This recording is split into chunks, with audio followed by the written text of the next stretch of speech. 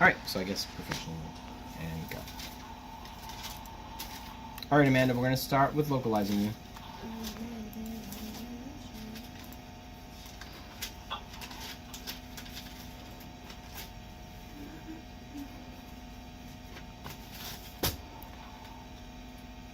So really good localizers, as with any other body part you're scanning, are key. So just localize until you have the best coronal and sagittal locus that you can have to work with.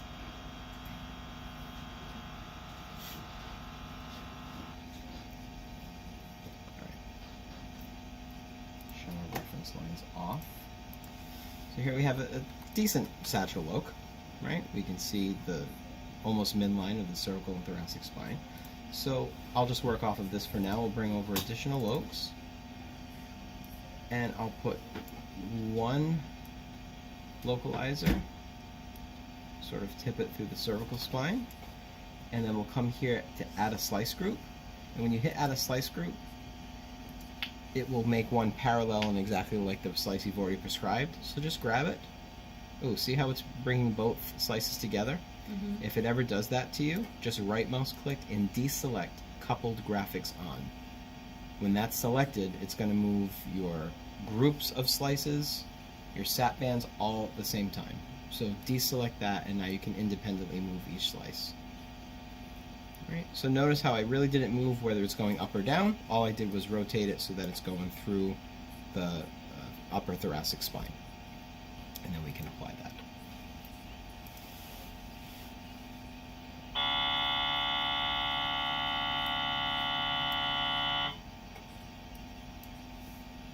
So now we have a couple of decent looking cervical and thoracic spine coronal scouts. We can drag this back down now. Take away one of the slice groups, so now you just have one. Change it to a sagittal. Come here and prescribe as accurately as you can a mid-sagittal slice. So this is a tiny bit of an angle, splits the difference between the cervical and upper thoracic. Okay, bring this down a little bit. A little more of the thoracic. And apply that.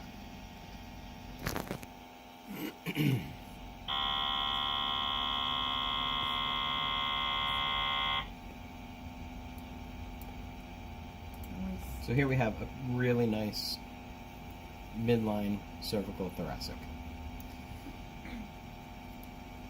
So now I drag this back down, and you can just grab the center of your field of view and bring it down about 2/3 of the way. And apply that. That's going to give you a sagittal of your thoracolumbar spine. Somewhat randomly placed. You know your midline here, and as you saw, it just brought the slice down. So you may have to work at getting another, you'll definitely have to get another coronal, and you might have to work at getting another sagittal.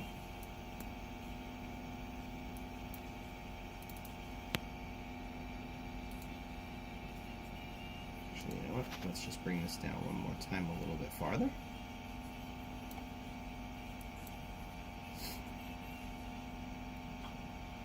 So the Esprit is an ultra short bore scanner, so we do have a little bit of field of view limitations.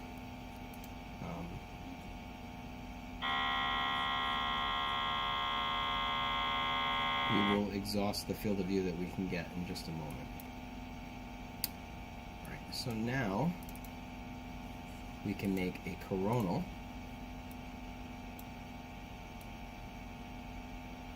And we can increase our field of view to about a 340 millimeter field of view.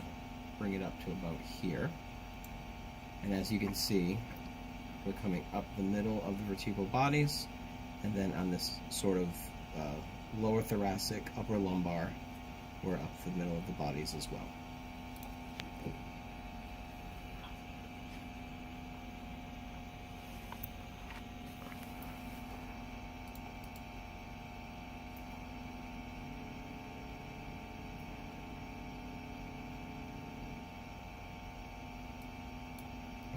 So now we have localizers for all sections of the spine. We have a sagittal and coronal, cervical thoracic, and then we have a coronal and a couple of sagittals of the thoracolumbar.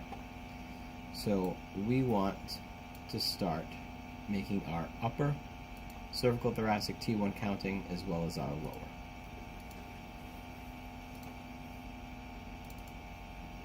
So not all scanners have inline composing, where they actually stitch together the upper and the lower section to make one seamless, large field of view counting localizer. So we'll do these two separately, and I'll show you how to manually compose if your scanner doesn't have that ability to inline compose. So here we've already set up a nice sagittal, so let's not reinvent the wheel. We can click on this image, right mouse click, copy image position, and it copied that for us. I will, however, bring my field of view down some till I get just to the top of the cervical spine to really maximize how low I get on the thoracolumbar, so I can, again, maximize my overlap. On Siemens, you need at least 50 millimeters of overlap for the scanner to stitch together the fields of view and compose. So not only am I bringing my field of view down a little bit, I'm making sure that the posterior margin of my field of view isn't right up against the skin, because I wouldn't want to cut off the marker placement. So I'm just centering it, and here I am here. Come a tiny bit lower. Good. Okay, Amanda, the scan is going to last for just about a minute long.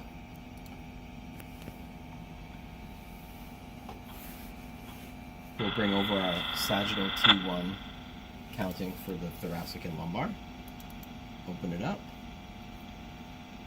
We can bring this coronal up, and again, we don't have to reinvent the wheel. We can click on this image, copy image position, and again, I'm just going to bring my field of view a little posteriorly, and I'm going to bring it up some. As long as we get down to S2, we're good. We don't need to cover it down through the entire sacrum or coccyx. This again will ensure that we've got 50 millimeters of overlap.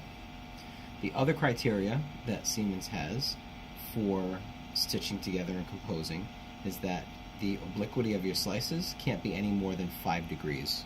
If you oblique it more than 5 degrees in the same direction or in the opposite direction, the system can't recognize it and it won't stitch the scans together. Okay, so greater than 50 millimeter overlap, no more than 5 degree angulation.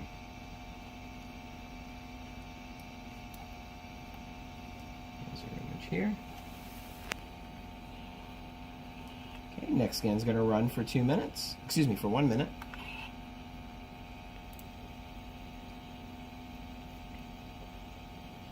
And I want you guys to notice something. Again, a moment or so ago, I talked about this being an ultra short bore machine, and we have some field of view limitations. So even though we can scan at a 350 millimeter field of view, despite the fact that we have distortion correction selected and on and being used, note how as you come down, the vertebrae start to warp here. So you start to get a little bit of bright signal artifact and a little bit of warping. At the edges of your field of view, that's what you'll get. So yes, we can scan into 35 field of view. It doesn't give you the best images on this particular scanner. Now, on the other scanners that are not ultra short bore, you have a lot more leeway. You can scan at like a 38, 400, 420 field of view and not get that distortion.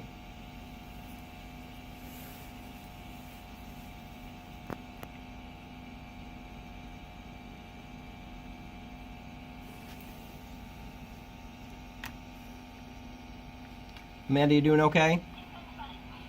Okay, great. I'm just going to leave the microphone on so you can hear. So here we have our two counting localizers, our cervical thoracic and thoracolumbar.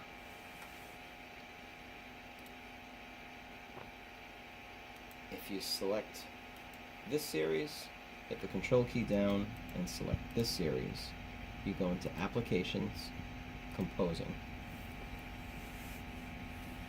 Again, if your system has offline composing. A lot of systems may have inline composing, but will not have offline composing.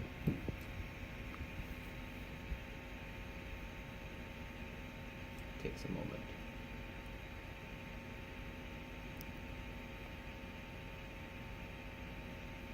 Our two ERA scanners do not have offline composing. They have inline composing, so if you set it up before you scan, it'll compose. But if you forget to set it up before, or if your protocol doesn't have it, you can't do it after the fact.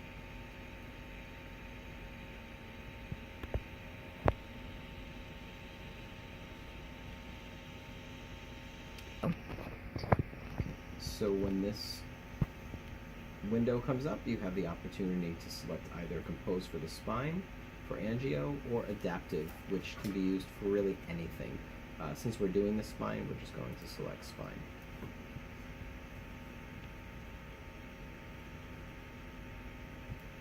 So here it's compose your images. This is just a zoom view Electrical maintenance in the Jane of this Brown green building box has been as completed. I slide this green box up.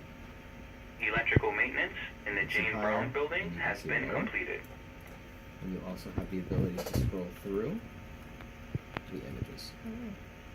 So before we do anything else, we're going to go to manual, and we're going to go to normalize. And what this will do is it will distribute higher areas of signal, get that signal and distribute it through the rest of the image, so everything is sort of windowed similarly. So watch the signal distribution on these images once I hit normalize. See how that became a little more clear? Did you see that? Deselect it, and then we'll select it again. See the difference? Okay. Then you can go to patient, save all as, not save as, save all as, because it's saving all the images that are in this window. And then here we can just put composed Sag T1 counting.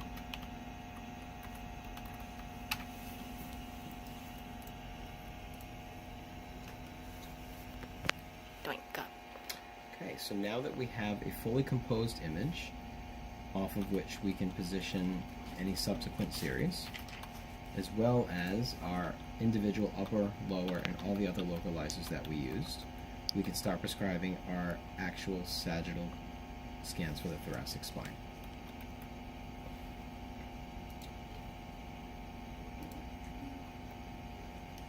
So we use this.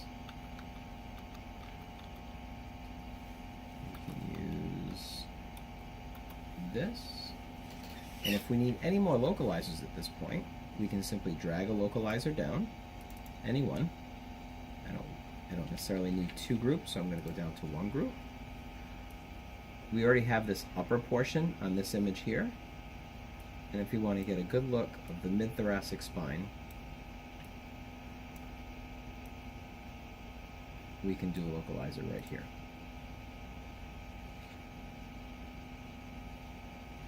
But we can see that our angle, just from our initial localizers, is pretty darn good.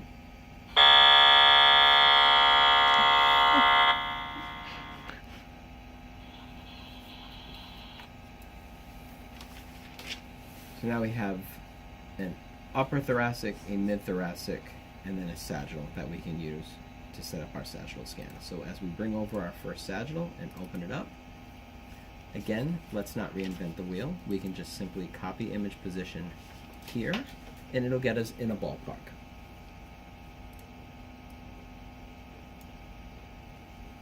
Incidentally, where is the marker?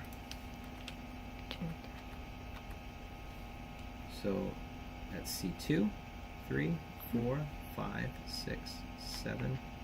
It's right about 1, 2. Okay? Let's go back to our localizer. So again, we had copied image position to put us back, to give us the angle that we've already prescribed and put us in a ballpark. One thing you have to make note, if you copy image position on the localizers, your phase is going in the P to A direction. However, when you want to scan your actual sagittals, you want to maintain your phase encoding direction head to foot. So you have to immediately change your phase encoding direction back head to foot. So if you're going to utilize the copy image position, just be mindful that your very next step once you copy image position needs to be to go back to the phase encoding direction and make sure it's going head to foot. Okay? Next, our position, our field of view. We want to cover from C7, that way we know we have all of T1. We want to cover from C7 through the conus, not necessarily just T12. If you cover through T12 and maybe start to get the top of L1, you don't necessarily have the entire thoracic cord. Remember, the conus tends to terminate around L1-2, sometimes even L2-3.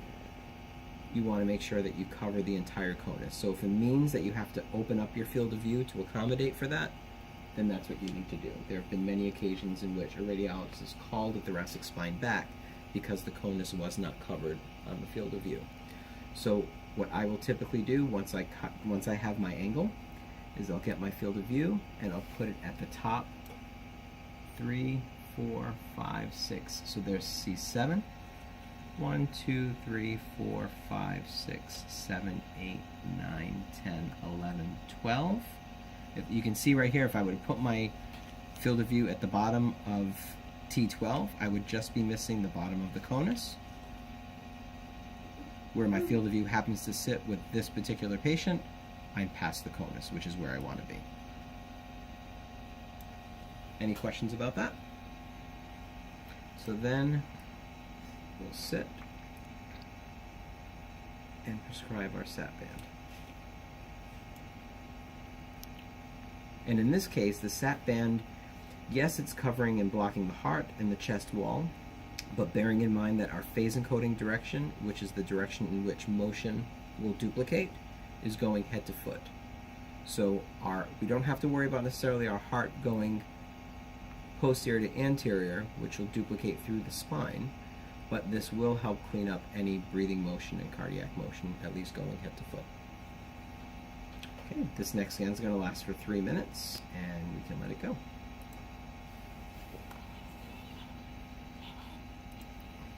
Those bushes, that's some thicket. How'd you get through that? Thanks for waiting. My pleasure. So here's our sagittal T2. And again, with the stereotactic marker, we know that any time that we see that marker, or more importantly, the radiologist, when they see that marker, they are at the level of T1-2. And as you can see, we got through the entire conus, which again is a critical component to thoracic spine imaging. So we would normally copy the Sag T1 as well as the sagittal stir. Let's pretend we did that. So next we're going to scan our axial T2 weighted multi-slice multi-angle. So I like to do this with a 2 segment because it allows me to see a little better. I'm going to move my sat band way out of the way. And then here are all of our slice groups. The way I personally do it is I go down, like total of 6 slice groups we have. I delete them all until I get to 1 slice group. On this image here, you notice how we don't see it on this sagittal T2 because it's way out of our field of view. The advantage of having this image up is you can grab the slice and bring it down. Then I can work off of this larger field of view. Right mouse click, perpendicular. So it's perpendicular to your sagittal angle. I personally go down to 1 slice. So we said this was T1-2, so that's where we're starting at the T1-2 thoracic disc space. In this segment here, I will bring my localizer up here. See how this disc space can also benefit from being angled this way a little. Then I can go to my 3 slices. So I have 3 slices through that disc. I will then add a slice group. It populates a single slice. Bring it down to this thoracic intervertebral disc space. check my angle off of here. I like it. 3 images. Select, add a slice group down to here. Angle accordingly. Again, I like it. Add a slice group, and just keep repeating this process until you get to all 6 slice groups.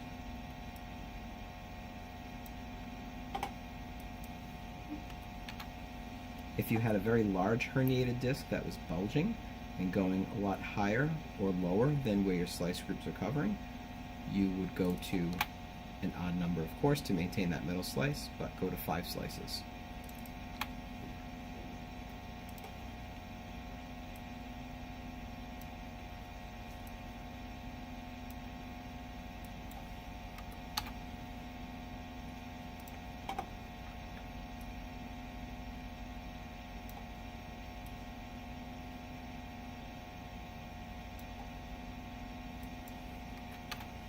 So there's our 6 slice groups. Once our first 6 slice groups are prescribed, then we can move our sat band in and position it accordingly.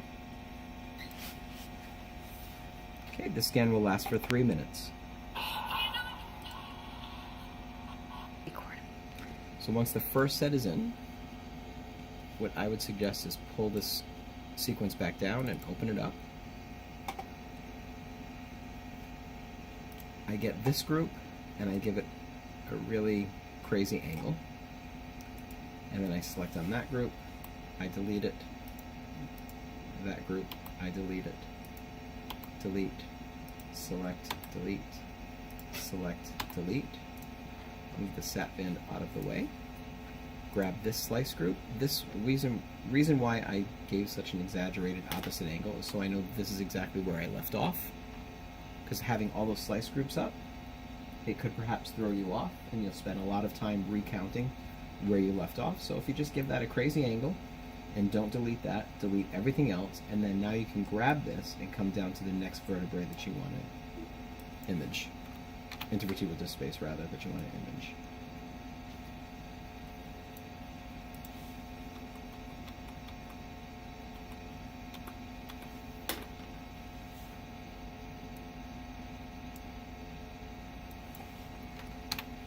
And again, create a slice group.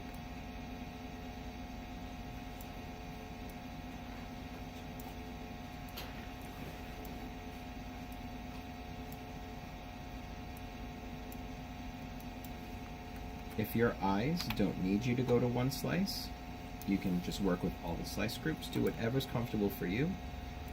I like to minimize the ease of me getting confused, so I go down to 1 slice and I handle each slice group individually.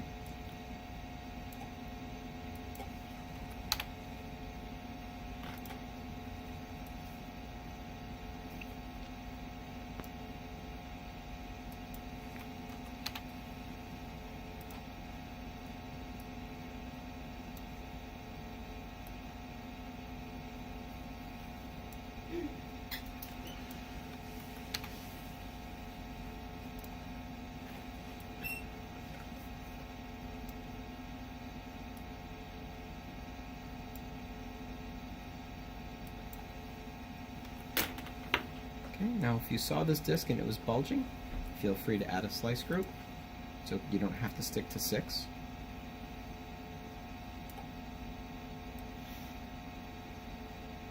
We initially do about 6 because the scanner will move to isocenter. So if this is the top group, this is the bottom group, it's going to center right about here, so you don't get any warping on the bottom, on the top or the bottom. So that's why we initially keep just a smaller slice group, because if we did all 12 in one group, it would center here, and now you run the risk of having warping on the top and warping on the bottom. So that's the advantage of doing 2 smaller slice groups versus all 12 at once. Another scan for 3 minutes.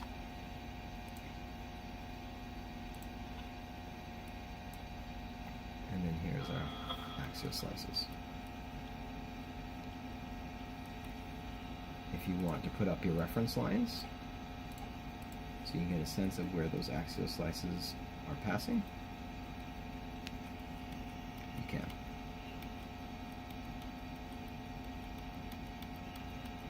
So we start well above the marker. We start at disc space T12.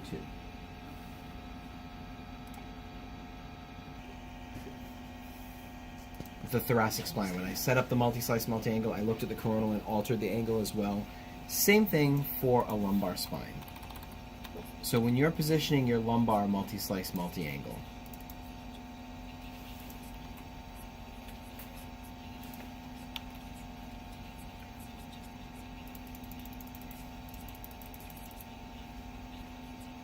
you can also, by the way, if you don't see the slices up there, you can right mouse click, shift to segment center, and it'll bring it to the center of the segment. Okay. So if I'm perpendicular, let's just say I'm covering this disc space here. Note, I want to make sure that I adjust my angle on this side. Notice how that is no longer a solid line, because if I'm perpendicular to this angle, which is that angle. But for that particular disc, that might not be appropriate. So here, I start off by being perpendicular, and then I'll compensate for the angle on here. And then, as you march down, and you angle, you might have to alter your angle on there.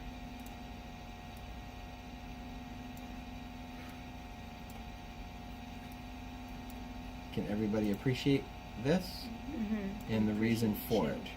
I appreciate you, yeah.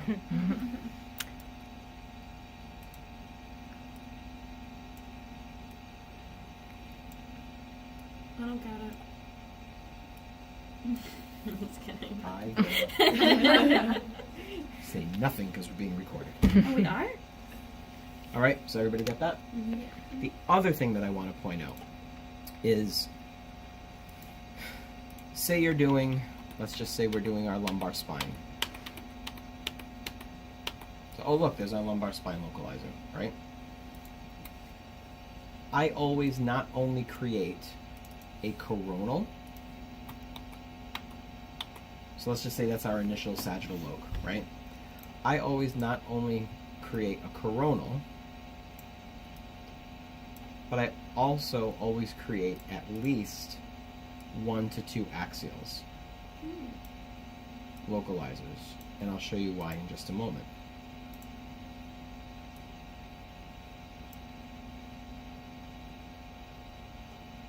I just want these to come out really good, so I'm just going to have a couple of averages.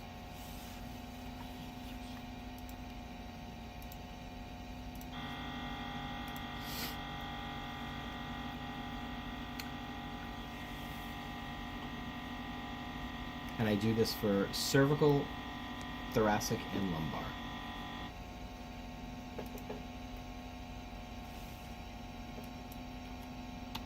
So this is a great example why. So, let's bring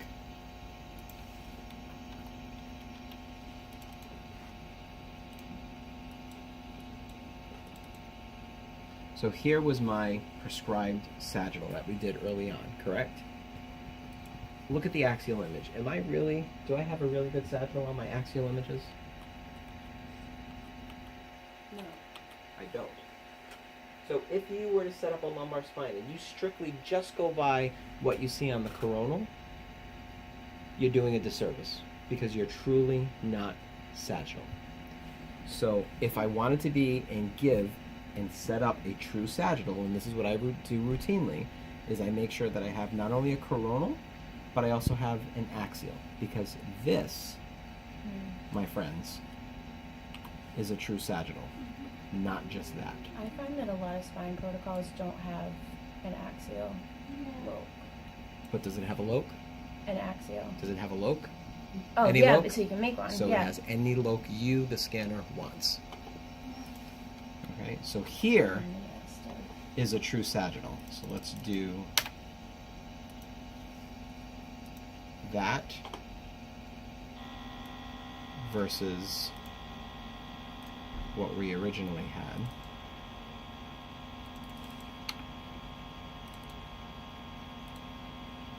Just want to compare apples to apples here.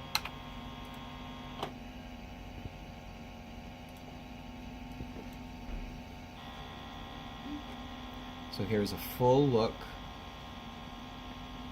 at the lumbar spine, and you know that you are truly sagittal.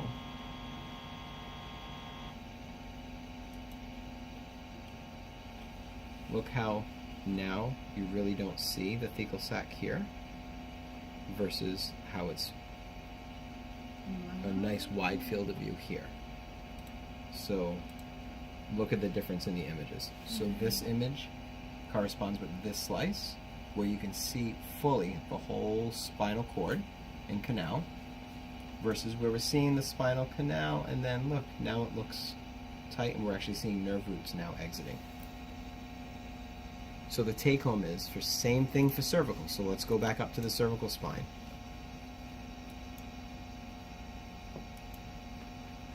So let's pretend we just started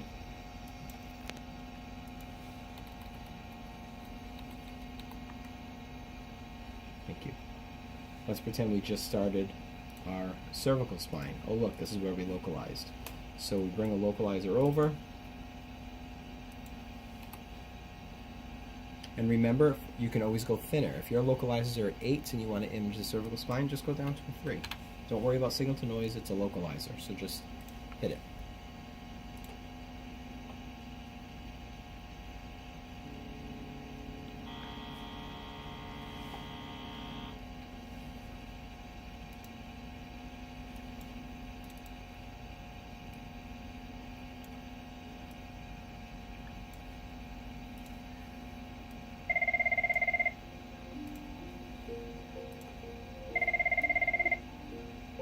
You want patient processing? MR, it's Danny, how may I help you? Thank you, Helen. Alright, bye-bye. 7:30's here, Carrie. Alright, so now we have a coronal loc, and now we're going to do some axial locs.